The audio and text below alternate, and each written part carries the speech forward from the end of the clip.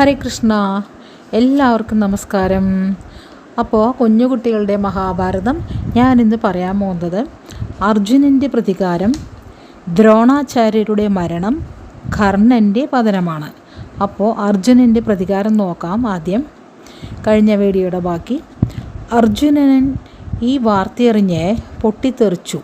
അഭിമന്യുവിനെ വ്യൂഹത്തിനകത്താക്കിയ ജയദ്രഥനെ അടുത്ത ദിവസം സൂര്യൻ അസ്തമിക്കുന്നതിന് മുമ്പ് വധിക്കുമെന്നും അതിനു കഴിഞ്ഞില്ലെങ്കിൽ താൻ അഗ്നിയിൽ ചാടി മരിക്കുമെന്നും അർജുനൻ പ്രതിജ്ഞ ചെയ്തു. ഈ ഉഗ്രശബ്ദം കേട്ട് ഏവരും നടുങ്ങി.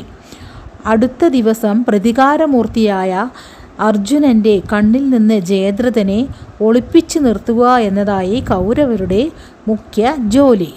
അന്ന് അർജുനനെ തടഞ്ഞു നിർത്തുവാൻ ആർക്കും കഴിഞ്ഞില്ല. കർണൻ തുടങ്ങിയ മഹാരഥന്മാരാൽ ചുറ്റപ്പെട്ടു നിൽക്കുന്ന ജയദ്രഥനെ അർജുനൻ കണ്ടു.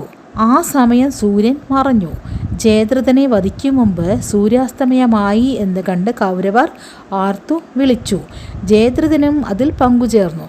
പക്ഷേ അർജുനൻ്റെ അസ്ത്രം ജയദ്രഥനെ വധിച്ചു. അപ്പോൾ സൂര്യൻ വീണ്ടും പ്രകാശിച്ചു. തങ്ങൾക്ക് പറ്റിയ അബദ്ധം അപ്പോൾ മാത്രമാണ് കൗരവർക്ക് മനസ്സിലായത്.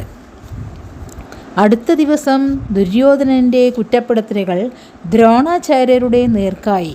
അദ്ദേഹവും പാണ്ഡവപക്ഷപാതിയാണെന്ന് ദുര്യോധനൻ പറഞ്ഞു. ദ്രോണർ എന്തു പറഞ്ഞിട്ടും ദുര്യോധനൻ ചെവി കൊണ്ടില്ല. കോപം കൊണ്ട് വിറച്ച ദ്രോണർ അതെല്ലാം തീർത്തത് പാണ്ഡവസേനയെ ആക്രമിച്ചുകൊണ്ടായിരുന്നു. ആ ഗുരുവിനെ തടയാൻ ആർക്കുമായില്ല. ദ്രോണാചാര്യരുടെ മരണം. യുധിഷ്ഠിരൻ ഒരധർമ്മം പ്രവർത്തിച്ചു. മണ്ണുകൊണ്ട് ഒരാനയെ ഉണ്ടാക്കി അതിനെ അശ്വത്ഥാമാവ് എന്ന് പേരിട്ടു. എന്നിട്ട് അതിനെ തകർത്തു. ഉറക്കെ വിളിച്ചു പറഞ്ഞു, അശ്വത്ഥാമാവ് കൊല്ലപ്പെട്ടു. തൻ്റെ മകൻ അശ്വത്ഥാമാവ് കൊല്ലപ്പെട്ടു എന്ന് ധരിച്ച ദ്രോണാചാര്യർ തളർന്നിരുന്നു പോയി. ഈ അവസരം കണ്ട ധൃഷ്ടദ്യുമ്നൻ ദ്രോണരെ വധിച്ചു. അടുത്തത് കർണൻ്റെ പതനം. ദ്രോണർക്ക് ശേഷം കർണൻ സൈന്യാധിപനായി. തൻ്റെ ആത്മസ്നേഹിതൻ തനിക്ക് വിജയം നേടിത്തരുമെന്ന് ദുര്യോധനൻ വിശ്വസിച്ചു. അന്നത്തെ യുദ്ധത്തിൽ കർണൻ്റെ അമ്പേറ്റു മരിച്ച പാണ്ഡവസേനാനികൾക്ക് കണക്കില്ല.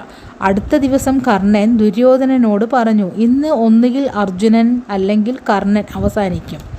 ദുര്യോധനൻ്റെ അപേക്ഷ പ്രകാരം ശല്യർ കർണൻ്റെ തേരാളിയായി. കർണൻ്റെ വീമ്പു പറച്ചിൽ ശല്യർക്ക് ഇഷ്ടമായിരുന്നില്ല. അവസരം കിട്ടുമ്പോഴൊക്കെ ശല്യർ കർണനെ കുറ്റപ്പെടുത്തി. കർണൻ അന്ന് യുധിഷ്ഠിരനെ പടക്കളത്തിൽ നിന്ന് പായിച്ചു. അപമാനിതനായ യുധിഷ്ഠിരൻ അർജുനനെ ശകാരിച്ചു. കർണാർജുനന്മാർ ഏറ്റുമുട്ടി. തുല്യശക്തികളുടെ പോരാട്ടം. ഇടയ്ക്ക് ഗാണ്ഡീവമെന്ന അർജുനവില്ലിൻ്റെ ഞാൺ പൊട്ടി. യുദ്ധമര്യാദയനുസരിച്ച് യുദ്ധം നിർത്താൻ അർജുനൻ ആവശ്യപ്പെട്ടു. കർണൻ വഴങ്ങിയില്ല. ഞാൻ ശരിയാക്കി അർജുനൻ കർണനെ വധിക്കാൻ തക്ക അസ്ത്രങ്ങൾ പ്രയോഗിച്ചു. പക്ഷേ അതൊന്നും കർണനോട് ഫലിച്ചില്ല. ആരു ജയിക്കുമെന്ന് ആർക്കും പറയാൻ കഴിയാത്ത അവസ്ഥ. യാദൃശ്ചികമായി കർണൻ്റെ രഥം ഭൂമിയിൽ പുതഞ്ഞുപോയി. യുദ്ധം നിർത്തിവെക്കാൻ കർണൻ ആവശ്യപ്പെട്ടു. ഇപ്പോൾ അർജുനനും ആ ആവശ്യം നിരസിച്ചു. ശ്രീകൃഷ്ണൻ്റെ നിർദ്ദേശമനുസരിച്ച് അഞ്ജലികം എന്ന അസ്ത്രം കൊണ്ട് അർജുനൻ കർണനെ വധിച്ചു. 18-ാം ദിവസമായി. കർണൻ കൂടി വീണതോടെ ഇനി കൗരവർക്ക് ഒന്നും ആശിക്കാനായില്ല. പക്ഷേ ഇനി യുദ്ധം നിർത്തിവെക്കുന്നത് കൊണ്ട് എന്തു പ്രയോജനം? ഇത്രയും സഹോദരന്മാരെയും ബന്ധുജനങ്ങളെയും കുരുതി കൊടുത്തതിന് ശേഷം യുദ്ധം ഉപേക്ഷിക്കുവാൻ ദുര്യോധനൻ തയ്യാറായില്ല. ശല്യരെ സേനാധിപനായി അഭിഷേകം ചെയ്തു. തുടർന്നുള്ള യുദ്ധത്തിൽ യുധിഷ്ഠിരൻ തന്നെ ശല്യരെ വധിച്ചു. ഹരേ കൃഷ്ണ. ഈ വീഡിയോ കഴിഞ്ഞു. എല്ലാവർക്കും നന്ദി. അടുത്തത് ഭീമനും ദുര്യോധനനും നേർക്കുനേരാണ് പറയാൻ പോകുന്നത്.